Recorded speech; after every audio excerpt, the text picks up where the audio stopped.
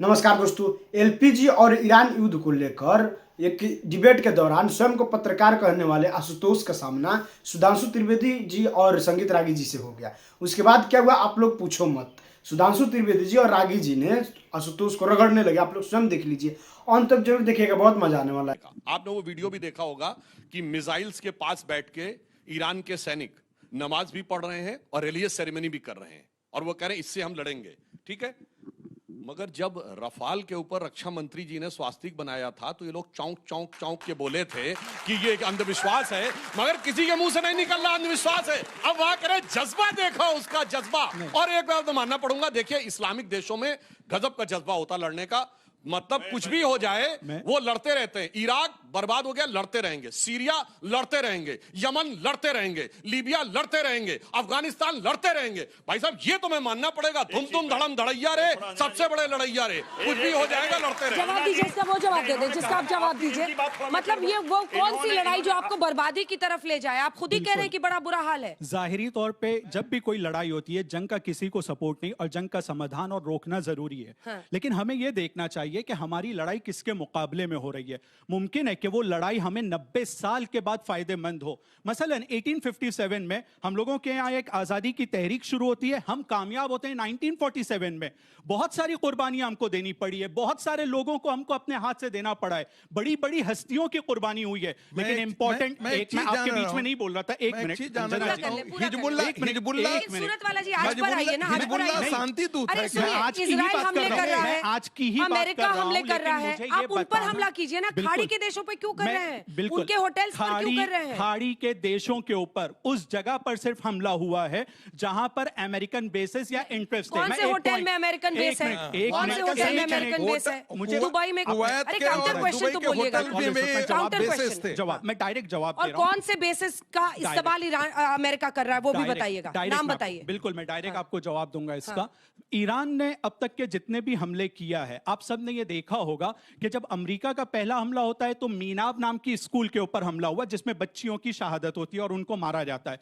लेकिन ईरान के कोई भी एक सिविलियन का, जहां पर ये खाड़ी देशों में भी कहा जाता है, क्या किसी ने कोई वीडियो इस तरह का देखा सिविलियन का? नहीं है कोई वीडियो। ईरान ने अब तक के जितनी जगहों पर हमला किया है वो सब के सब अमेरिकन बेस हैं। और साथ साथ में जब अमेरिकन बेस के अंदर, कल की न्यूयॉर्क पोस्ट की रिपोर्ट है कि 13 बेसेस जो ईरान ने पूरी तरह से बर्बाद कर दिए, यूएई, बहरीन, कतर और एक कंट्री है कतर के अलावा, वहां पर जब उन्होंने कुवैत में जब उन्होंने बर्बाद किए तो 40,000 से ज्यादा जो उनके वहां पे अफसर और फौजी थे, वो फौजी अलग अलग होटल्स या सिविलियन एरिया में जाकर रहने लगे। होटल पे हमला कर देंगे तो उस जगह पर हमला किया गया। पहले ये अलर्ट दिया गया है कि अगर वहां पर लोग हैं तो उस होटल में लोगों को, इनको आने ना दिया जाए। कौन सा अलर्ट? देखिए एक बात ईरान की तरफ से अलर्ट, एडवाइजरी और अलर्ट दोनों ईरान का मौजूद है। देखिए एक बात इनकी सही है, सिविलियन टारगेट्स पे ईरान भी दावा नहीं कर रहा है। देखिए सिविलियन टारगेट्स पे हमले नहीं होने चाहिए, मगर आप प्रतिक्रिया का अंतर देखिए। अगर ईरान में स्कूल पे हमला हुआ,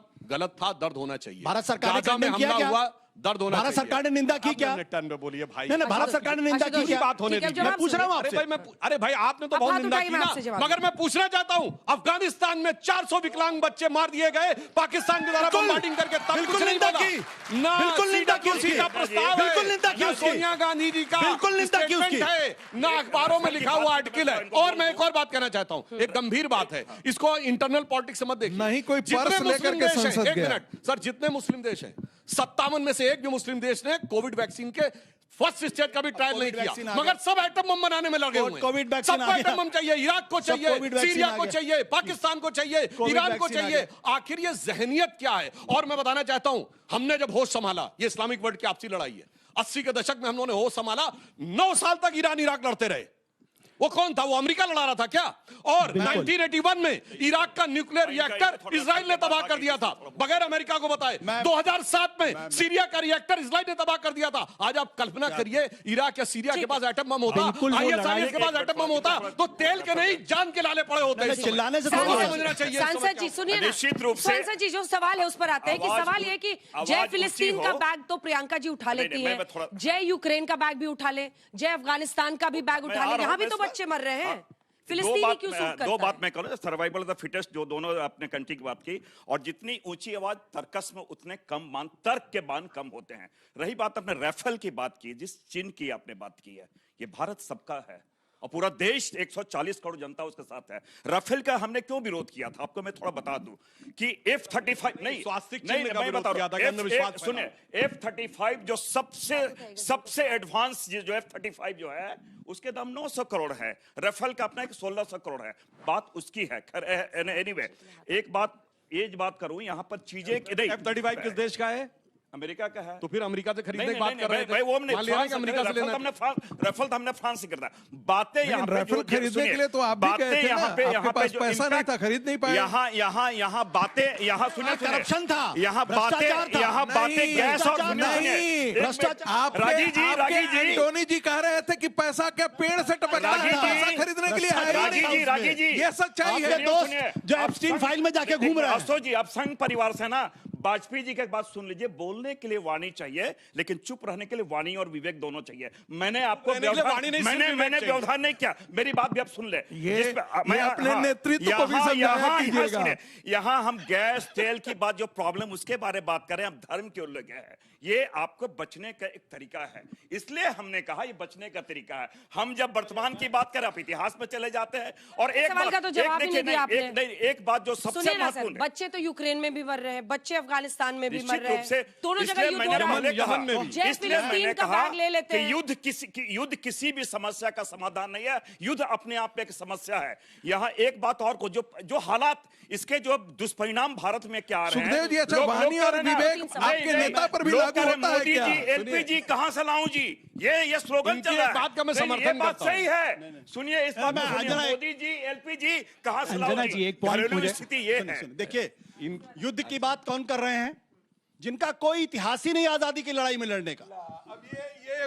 ये यहाँ खड़े होकर शेर की तरीके से बोल रहे हैं। बात आम की शेर हो, की तरीके से बोल वाला रहे हैं। बेचने आ गए। हकीकत ये कि बंदे मातरम ये कह के, है। बंदे ये मातरम कह राजनीतिक के कोई विश्लेषक आदमी है। फांसी के फंदे पर नहीं चढ़ा। बात एक ईरान आदमी और आजादी की लड़ाई में नहीं जेल गया। क्यों हो रही है? एक आदमी फांसी के फंदे पर नहीं चढ़ा। लड़ाई यहाँ लेकर आपको के बता आ रहे गए। हैं। अरे जब लड़ने की जैसे जरूरत थी तब श्रीमती तो आप लड़ सोनिया नहीं रहे गांधी जी थे। लड़ाई तब लड़ तो आप रही बिल में थी घुसे हुए थे। सोनिया तब तो आप गांधी बिल में घुसे हुए लड़ रही थी थे। भारत अब की आप ज्ञान दे रहे हैं आजादी बैठ की। के। एक मिनट, अभी आजादी अबे की ज्ञान दे लड़ाई रहे की हैं। दूसरे रिपोर्ट एक बोलता हूं और एक वाक्य मिनट जो सुखदेव, मैं ये जानना चाहता था कि चलिए जो 7 अक्टूबर 2023 को जो हुआ वो बहुत ही निंदनीय घटना थी, पूरी दुनिया ने इसको कंडेम किया, लेकिन क्या उसके बदले में आप गजा के 72,246 लोगों का कत्ल करेंगे, मासूम बच्चों का कत्ल करेंगे, महिलाओं का कत्ल करेंगे और भारतीय जनता पार्टी के लोग उसको डिफेंड करेंगे उसको, निंदा नहीं करेंगे उसको। थोड़ा सा और चिल्लाओ भैया। निंदा नहीं करेंगे उसको। ये लोग 72,246 लोगों का कत्ल हुआ, वहां पे मासूम बच्चे थे, जिसमें 60,000 से ज्यादा मासूम बच्चे और महिलाएं अरे वो थी। टेररिस्टों के आपने साथ आतंकवादियों को खड़े थे। मारा होता तो समझ में आता। टेररिस्टों के ये आपकी साथ, ज़हनियत है। टेररिस्टों के बीच ये में आपकी थे। ज़हनियत है। टेररिस्टों ये के बीच में हॉलोकॉस्ट की खड़े थे। ज़हनियत है। अब बोलिए, ये आप हॉलोकॉस्ट की जवाब ज़हनियत है। बॉम्बिंग के अंदर ये टेररिस्टों के बीच में खड़े थे वो। जवाब सुनिए। टेररिस्ट बात तो आपके मुंह से निकला टेररिस्टों होता को कौन कि गजा में जिन करके मासूमों बड़ा का किया था कत्ल गजा गया, में? ऑफिशियली इंडिया नहीं कहता, हमास को भी नहीं कहता, ये आप गलत कह रहे हैं। इंटरनेशनल कोर्ट ऑफ जस्टिस ने नेतन्याहू को के खिलाफ अरेस्ट वारंट निकाला है। ठीक है, War लेट हिम criminal है। Respond now. आप जाके उससे मिलते देखिए, हैं। एक तो सुखदेव भगत जी की इस बात को मैं इनका समर्थन करता हूं जो अटल जी ने कहा था, बोलने के लिए बुद्धि की आवश्यकता, चुप रहने के लिए विवेक, वाणी, और चुप रहने के लिए विवेक, और इसलिए और उस विवेक की इनके नेता को बहुत आवश्यकता। और विवेक कहां से निकलता मैं बताता हूं। कहा जाता है बिनु सत्संग विवेक न होई और राम कृपा बिनु सुलभ न सोई। जब तक राम कृपा नहीं होगी तब तक सत्संग नहीं मिलेगा, सत्संग के बगैर विवेक। पर एक बात मैं कहना चाहता हूँ, सुनिए, एक मिनट सर, अपने वर्तमान में एक मिनट, अभी आशुतोष जी ने इतना लंबा बोला, सुनिए, ये बोलने की बात करते हैं। गटर से गैस बनाने के लिए तो विवेक चाहिए ना। लगातार बोल रहे हैं, गटर से गैस बनाने के लिए तो विवेक चाहिए, नहीं चाहिए? सुनिए भाई, हो गया। अब ये सोना भी बना लेते हैं ना, आलू से सोना भी बनाने के लिए बना विवेक लेते चाहिए या हैं। नहीं चाहिए? एक मिनट, अब मैं बताना चाहता हूं, अभी इनकी पोल खोलता हूं। ये 2006 में इंटरनेशनल एटॉमिक एनर्जी एजेंसी, क्या लगातार क्यों बोल रहे हैं भाई? आशुतोष जी, अब अभी आप गैस से अभी गटर से गैस बनाया जा पड़ सकता है। जाएगी सर, सुनिए तो, कोई शॉर्टेज ही नहीं है। ये बताइए, सुनिए, एसएम कृष्णा भारत के फॉरेन मिनिस्टर बैठे हुए हैं, वीडियो अवेलेबल है, और हिलेरी क्लिंटन अमेरिका की फॉरेन मिनिस्टर। एसएम कृष्णा यूं बैठे हैं और हिलेरी क्लिंटन बोल रही है, now India has decided that they will not purchase oil from Iran. आइए, 2006 international atomic energy agency IAEA में भारत ने ईरान के खिलाफ वोट कर दिया और ईरान भौचक्का क्यों? अमेरिका से न्यूक्लियर डील करनी थी। अब आइए साहब, नटवर सिंह ने अपनी किताब one life is not enough, जो फॉरेन मिनिस्टर थे इनके, उसमें लिखा अमेरिका के कहने पे मुझे हटाया गया विदेश मंत्रालय से, और ये सोनिया गांधी ने कहता कहा, वेनेजुएला से तेल नहीं लेंगे, तेल नहीं लेंगे, ईरान से तेल नहीं लेंगे, नहीं लेंगे, रूस से कहेंगे तेल नहीं लेंगे तो नहीं तेल लेंगे, कहेगा रूस से तेल ले लो तो तेल ले लेंगे, क्या ईरान से तेल ले लो तो तेल ले लेंगे। आशुतोष, क्या ज्ञान दे रहे हैं? ना लैटिन अमेरिका से ले सकते हैं, ना रूस से ले अरे सकते थोड़ा हैं। कांग्रेस को भी क्या लड़ने ज्ञान दे दीजिए, सारी लड़ाई आप ही कर लीजिएगा, कांग्रेस को भी बोलिए। मतलब आशुतोष को ज्वाइन कर लेना चाहिए कांग्रेस पार्टी के प्रवक्ता के रूप में। खत्म, bye bye, tata, good bye.